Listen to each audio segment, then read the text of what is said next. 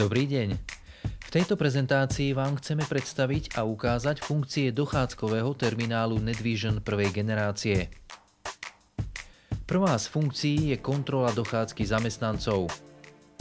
Ťuknutím na dotykový displej zvolíme funkciu na overenie otlačku prsta alebo biometrie tváre.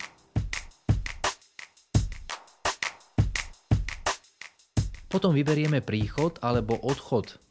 A nakoniec, v závislosti od zvoleného typu overenia, priložíme prst na snímač alebo sa pozrieme do kamery. V prípade, že nám vedúci zamestnanec zanechal správu, táto sa nám automaticky zobrazí v okne. Po prečítaní máme možnosť označiť túto správu ako prečítanú.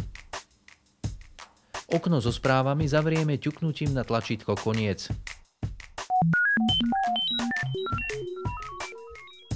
Ďalšou funkciou je stravovací systém. Do menu sa dostaneme ťuknutím na ikonu prekríženého príbora.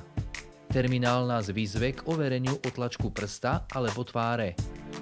Po úspešnom overení sa otvorí okno, v ktorom máme možnosť objednať si stravu na niekoľko dní dopredu, a to tak, že na zvolené jedlo a polievku ťukneme prstom, čím sa farebne zvýrazní.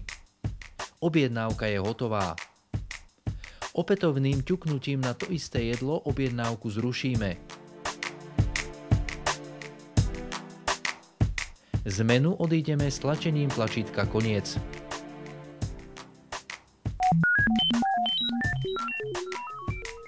Poslednou funkciou je softvérový interkom, ktorý slúži na komunikáciu zamestnancov s nadriadenými. V prípade, že NetVision je nasadený ako prístupový systém, spojí návštevníkov so zamestnancami. Ťukneme na ikonu Telefón. V zápäti sa nám zobrazí zoznam dostupných zamestnancov. Vyberieme toho, s ktorým chceme komunikovať, a stlačíme ikonu Volať. To, že nám vybraná osoba zdvihne, sa prejaví rozsvietením LED diód.